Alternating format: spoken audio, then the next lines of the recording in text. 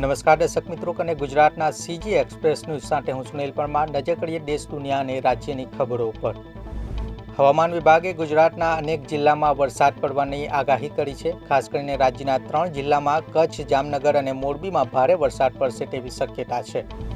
મુખ્યમંત્રી ભૂપેન્દ્ર પટેલની હાજરીમાં અમદાવાદમાં શહેરી વિકાસ વર્ષ 2025ની ઉજવણી કરવામાં આવી. અમદાવાદ મ્યુનિસિપલ કોર્પોરેશન દ્વારા ટાગોર હોલ ખાતે આયોજિત કાર્યક્રમમાં શહેરી વિકાસ વર્ષ 2025ની ઉજવણી અંતર્ગત વિવિધ વિકાસના પ્રકલ્પોનું લોકાર્પણ કરવામાં આવ્યું.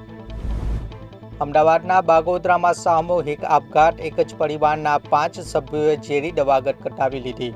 રાતના સમયે દવા પીને ઊંઘ્યા અને પછી ક્યારેય ઉઠ્યા જ નહીં. 3 બાળકોનો પણ એમાં સમાવેશ.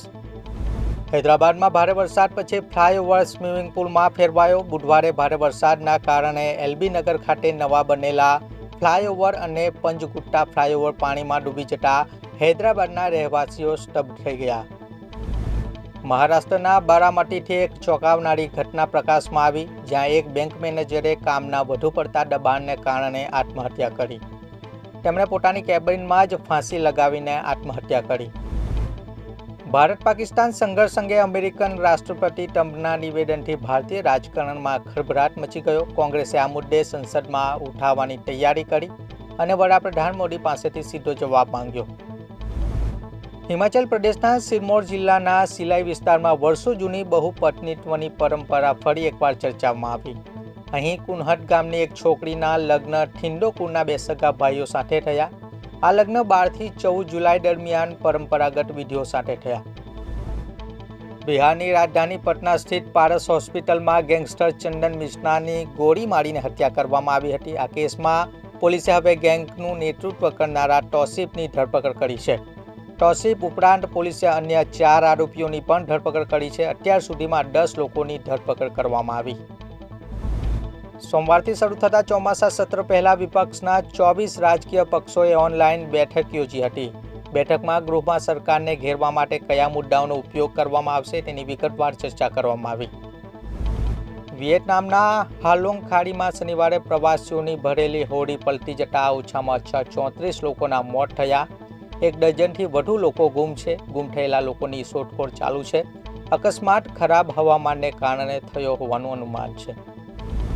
ચીને અરુણાચલ સરહદ નજીક બ્રહ્મપુત્ર નદી પર એક મોટો બંધ બાંધવાનું શરૂ કર્યું.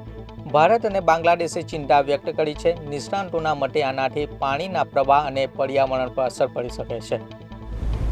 એશિયાઈ દેશ તાજિકિસ્તાનમાં ફરી એકવાર ભૂકંપના આંચકા અનુભવાયા. રવિવારે સવારે તાજિકિસ્તાનમાં 4.0ની તીવ્રતાનો ભૂકંપ આવ્યો.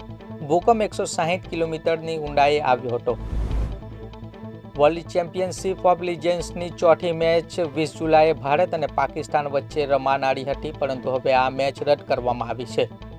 ભારતીય ખેલાડીઓએ પાકિસ્તાન સામે મેચ રમવાનો ઇનકાર કરતા આયોજકોએ સત્તાવાર નિવેદન જાહેર કર્યું. માન્ચેસ્ટરના ઓલ્ડ ટ્રેફોર્ડ સ્ટેડિયમમાં ભારત અને ઇંગ્લેન્ડ વચ્ચે રમાનારી ટેસ્ટ મેચ ખૂબ જ ખાસ બનવાની છે. આ મેચમાં ટીમ ઇન્ડિયાના 10 ખેલાડીઓ ડેબ્યુ કરતા જોવા મળશે. શ્રેણીમાં ટકી રહેવા માટે ટીમ ઇન્ડિયાને કોઈપણ કિંમતે હાર ટાળવી પડશે. તો આ હતા સીજી એક્સપ્રેસ ન્યૂઝ. વધુ સમાચારો અને અપડેટ માટે જોડાયેલા રહો અને ગુજરાત સાથે. નમસ્કાર.